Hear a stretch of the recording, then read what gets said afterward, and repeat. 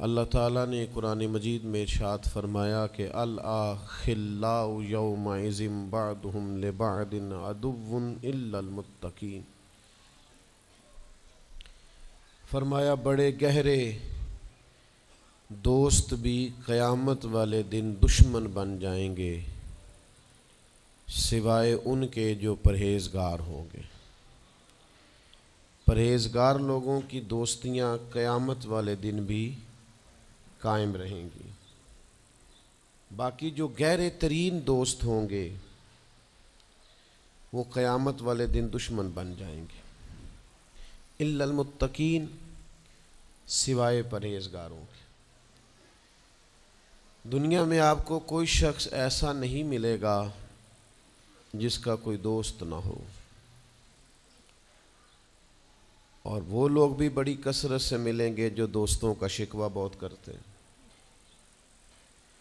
دوستیاں لگانا، دوست بنانا، تعلقات استوار کرنا یہ منع نہیں،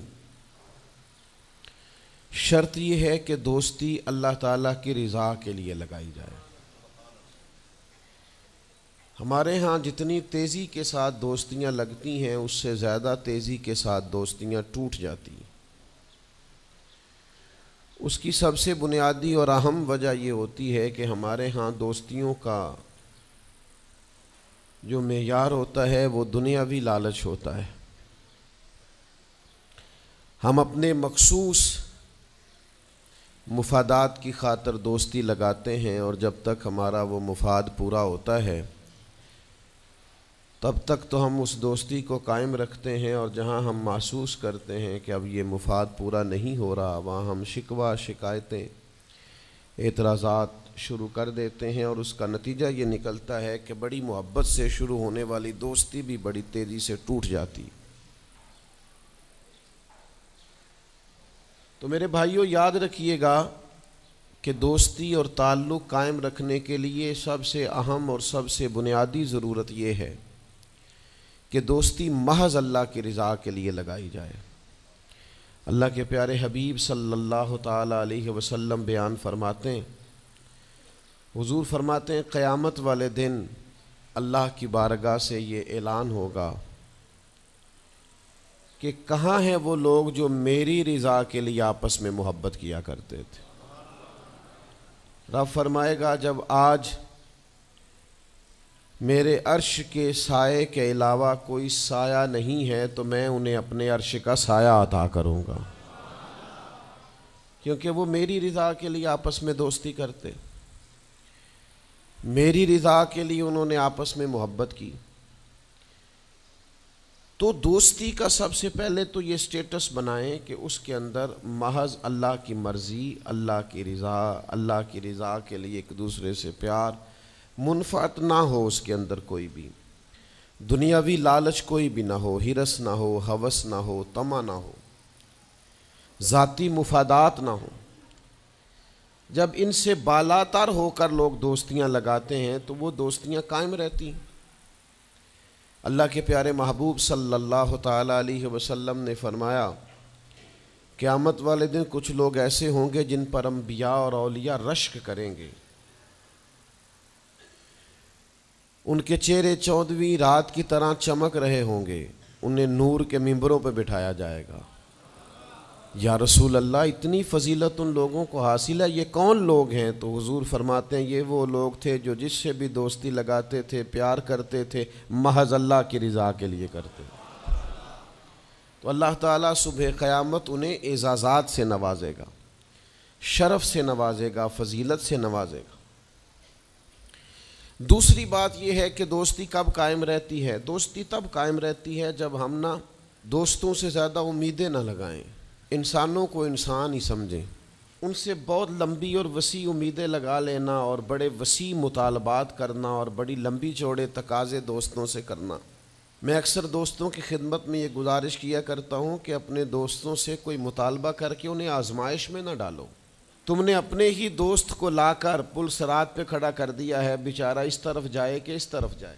ان سے کوئی ایسا مطالبہ کرنا جو ان کی پہنچ سے باہر ہو، ان کی حیثیت سے بڑھ کر ہو، ان کی طاقت سے زیادہ ہو تو اس کا مطلب یہ ہے کہ آپ نے اپنی دوستی کو خود آزمائش میں ڈال دیا ہے۔ آپ اتنے لمبے چوڑے تقاضے نہ کریں، آپ محدود سا لوگوں کے ساتھ تعلق بنائیں۔ وہ جی میں اس کے اتنا کام آیا ہوں تو اب اس کو اس سے ڈبل آنا چاہیے، تو آپ نے دوستی کی نہیں، آپ نے تو تجارت کی۔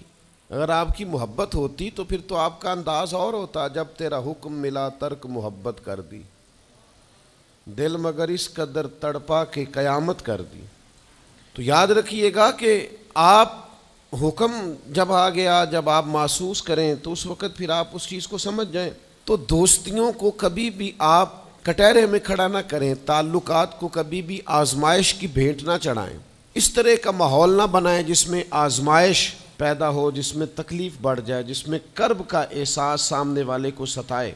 کوشش کریں گنجائش رہے ماحول کے اندر، آسانی رہے، وسعت رہے۔